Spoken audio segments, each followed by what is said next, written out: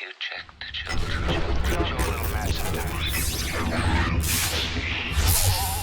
Hi, I'm Chucky. Wanna play?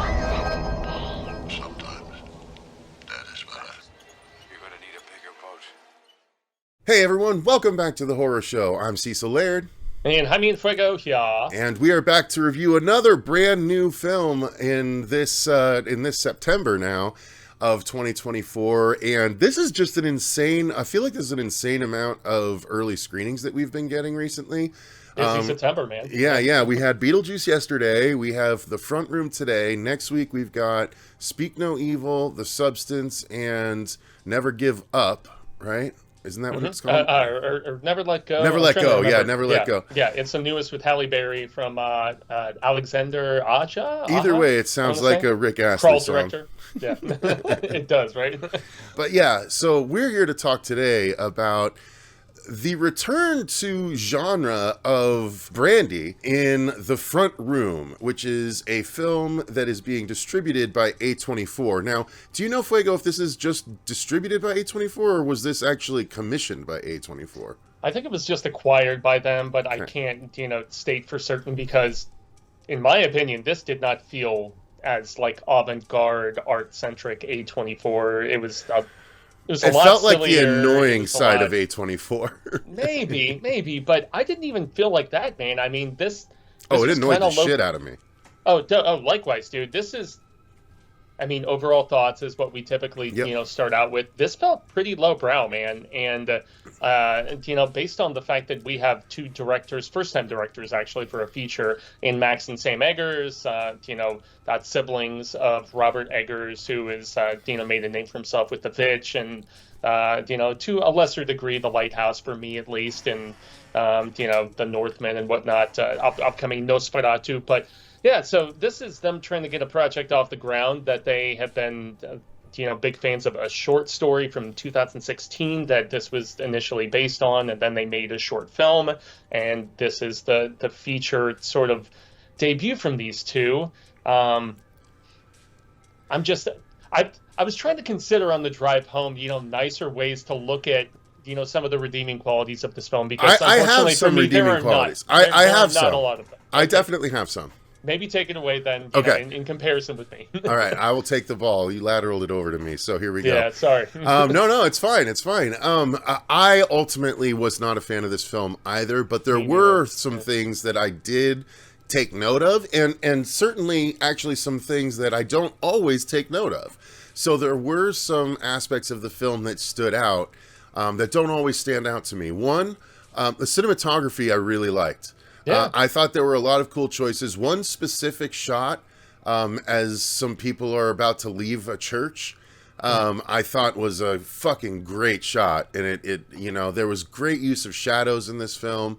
There was a lot of tension built with, with some of the shots. Some of the cinematography was, it seemed like, trying to make things scary, but ultimately made things kind of funny.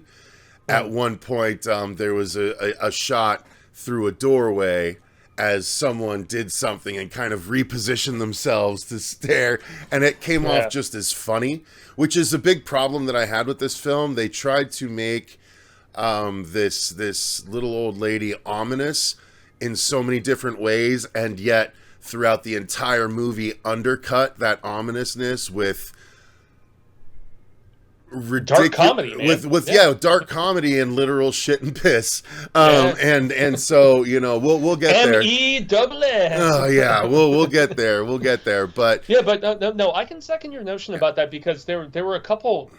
So there was an extensive use of mirrors in certain bits where the shot was framed up so that you could see people doing things in the reflection of the glass. That I thought was pretty cool. And then there's one circular bit where they do a slow push and you see the scene playing out, and it's kind of a tense scene as far as dialogue and discussion, which was interesting. So from like a visual aesthetic, I can see where it was just the scripting, man, that Yeah. I had some major problems with for this film as far as overall thoughts. Well, since So, I mean, yeah, we've kind of, we've given our overall thoughts, and we've pretty much started talking about cinematography and stuff. So let's finish that out. Yeah. I feel like that was done well, but yeah, the substance that was being presented was undercutting the cinematography, just like moments were undercutting the scariness all the way through the film. The other thing that I think is worth talking about out of the gate, the other positive that I had, was the score. I was a big fan of the score for this film. It was very theremin heavy, which I'm a big fan of any film that can use a theremin interestingly and properly, which is that thing that's reserved for like old school sci-fi films where it's like the instrument that you use, you wave your hands over the thing and it goes and it's stuff like that. It was used very effectively in the film, and I think you leaned over in the opening. I did right credits and away. I mentioned was it like, to me. Yeah. oh man, they're using a theremin. This is gonna be cool, and that did continue. And I did notice again a lot of times in our reviews, I say there was no score that I noticed to speak of. I definitely noticed it in this one, and maybe it's because the stuff on screen was less interesting, and so I was focusing in on the sounds and the music, but. I do have to give credit. And the sound design I actually really liked as well. They made the sound of two canes super ominous, like almost like the Jaws dun dun at times, and I was like, I was here for that. That was sound design. So there were a few things that I liked. Unfortunately, the rest, not so much. And so we can go back. If you want to go through the story for everyone, let's circle back to the scripting and story. Yeah, the one musical thing I do have to point out, though, is that they did utilize a sort of like old-timey radio sort of bit with her, Catherine something, I'm trying to remember the last name of the actress, but she is the evil mother-in-law, which even at our screening they announced, they're like, yeah, the mother-in-law from hell, blah, blah, blah. Mm-hmm. And so, yeah, I mean, her old timiness, the fact that she's from this bygone era and stuff where there was a lot more prejudice, where there was very much living up to there's a few scenes in particular, but I'm not going to get into them. Yeah, man, I mean, the score as far as musical choice with some of the things she was listening to, whether it was like Tim Christian sort of stuff or just old timey music. Anyway, so as far as full on. Just a quick little comprehensive bit about the story for this one. So we have Brandy, Belinda. Yeah, Belinda as opposed to Belinder, which is a mispronunciation, which was constantly transpiring. But yeah, so she is prego with the husband's baby, and he's a public defender, and so he's trying to do virtuous work, but he was such a wormy character. I really did not particularly like him at all, performance wise or the way he was written. But very focused on his career and trying to make partner, it seemed. Yeah, exactly. And so as she is going through the pregnancy aspect, there is the revelation, because he's kept his family kind of shrouded, not really divulged a lot of information and stuff, most notably because he was raised by his dad and stepmom. Yes. Who is this woman? Solange, was that Solange? Solange, yeah, and she's a very tiny little very extremely religious woman, but also one that embodies a lot of the most negative characteristics of certain women from the South of that era. She could be the sister of Juno from the first Beetlejuice. Yeah. Anyway, sorry, just because it's fresh in my mind. Oh, no, you're good. And so, husband, the father of Brandy's husband abruptly dies, stomach cancer, and then, Solange decides to sell off everything, including the house, and she pretty much stakes her claim to moving in with Brandy and, is it Nolan? I think? And the hubby. What's that? Is the guy's name Nolan? I can't remember. I think it was Norman Jean. Norman Jean. Yeah, which I thought was an interesting and very deliberate name, because Norma Jean, and that sort of collective connection and stuff. But Yeah, so she essentially moves in with them, and once she's there, she slowly, like, she kind of, it's almost baby steps with how she's trying to take control and be like a bit of a crazy bitch initially. But then when she finally starts going forward, most notably with the incontinence, which I thought that they amusingly started with, but then they just hammered it home over and over Focused and on over it and so over. long. Yeah, and it was almost like they could have come up with some other things to do that would have just, been a disgusting aspect and annoyance, whatever, but they just kept going back to that. It felt very much like a short that was trying to extend itself at times into a full length, because it was based on a short story. There was a previous short film that these two Eggers brothers, Max and Sam, had made. So, trying to stretch it, man. And I don't know. I don't think the story was capable of sustaining a feature length, but that's just me. That's just personal opinion. I agree. I feel like this was a half hour too long, and it was only an hour and 26 minutes. Yeah, it was barely over 80. So yeah, and it was still a half hour too long, because I agree. Like, we got the point, and that the movie was an hour and 26 minutes, and it was about an hour and 15 minutes of everything that we've been saying. And then, the intro, getting her into the house, that all happens within the first 15 minutes, and then it's just an hour straight of the same shit over and over and over again, literally, in some cases. And it's just so... I called it an exercise in monotony. And also not even in any kind of entertaining way, because this is a legitimate life that caregivers have to go through on a daily basis, and they're playing it like it's the worst thing in the world that's life ruining. And it's really kind of tone deaf, I think, in a lot of ways, as well as being way on the nose with the whole racism angle that they allude to in the trailer. Well, more than allude to, directly reference in the trailer. There's a specific conversation at a dinner table that goes a little nuts, and it's like all the things that they were seemingly trying to be clever or creative with was very on the nose, and the things that they were trying to make scary, they were accidentally making funny. So there was a lot of issues with the way everything played out, both script-wise and just... Because I don't know, it seemed like some of this stuff might not have even been in the script, and they just kind of went for it, and... Ad-libbing it or whatever. Yeah, I don't know how much ad-libbing as much as, no, I'm not... I'm not going to say these words. We're just going to play it with reactions and stuff, you know what I mean?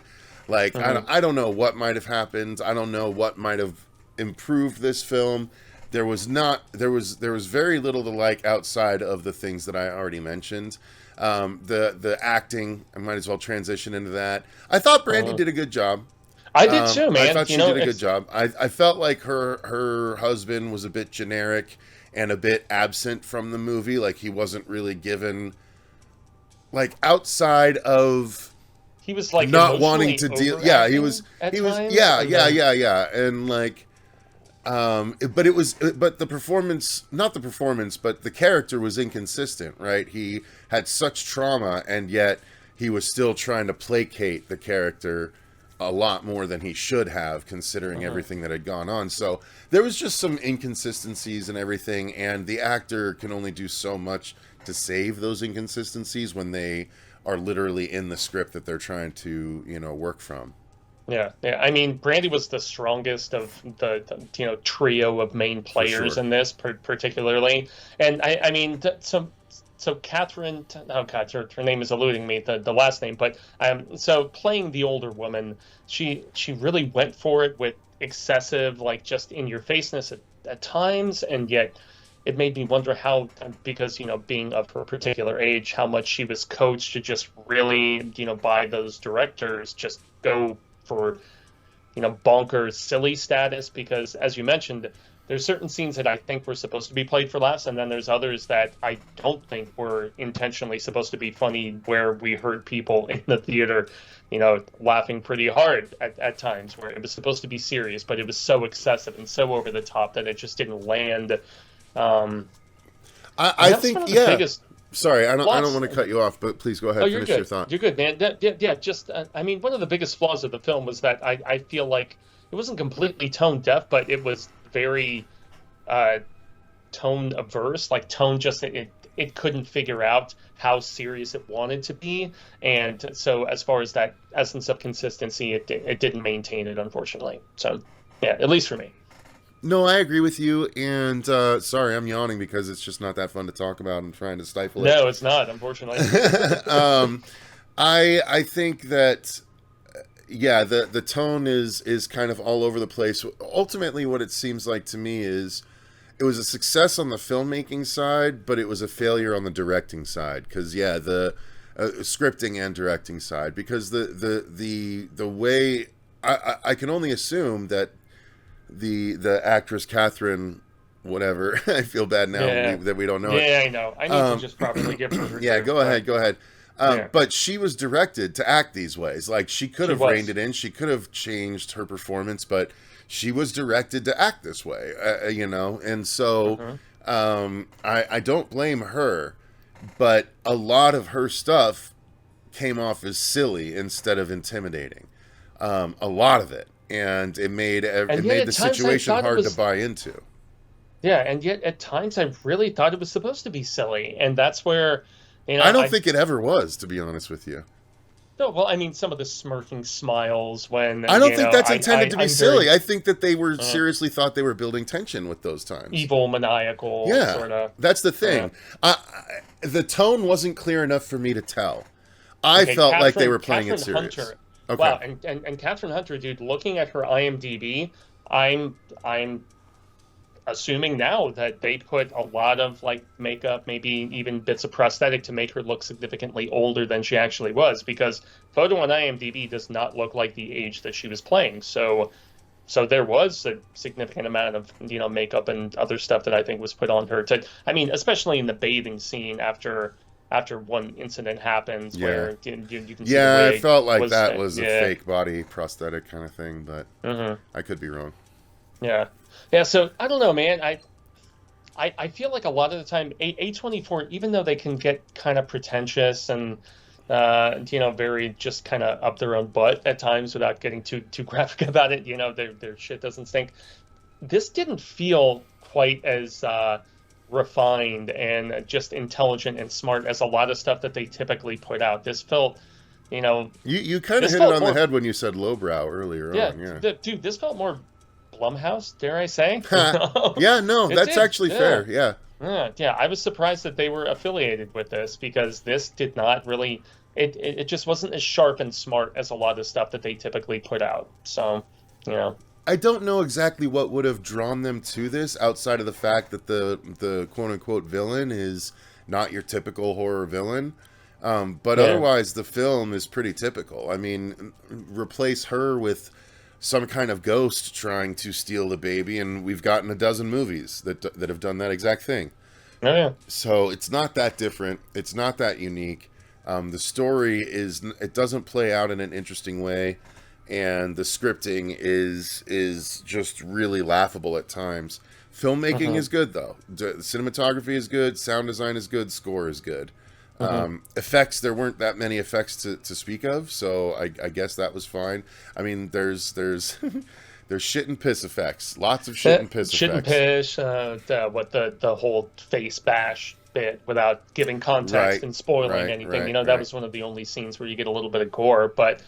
Yeah, I was just very, very surprised by, this being an A24 film. I genuinely was. And, Brandy did everything that she could with her performance to salvage what, in my estimation, was, from performance of our other two and a, relatively weak script, just didn't do it for me, unfortunately. It was kind of an excruciating excursion, to be honest.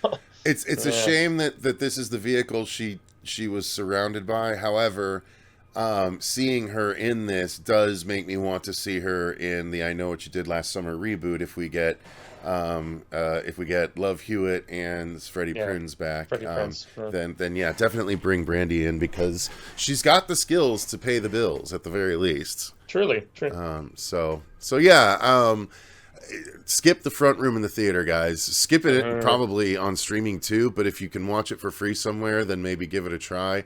I would say that this might be a fun one. Like, this is one that I think will become perhaps a cult watch for like teens and early 20s people that just get some drinks, get a keg, and just freaking have fun watching the super silliness that is a lot of this movie. Yeah, of this film. For real. I mean, you imagine those moments when everyone's drinking and you like, when it's like drink when the old lady smiles behind someone's back. You know what I mean? Like, just a bunch of funny rules you could come up with and stuff like that. Drink when MESS, ME,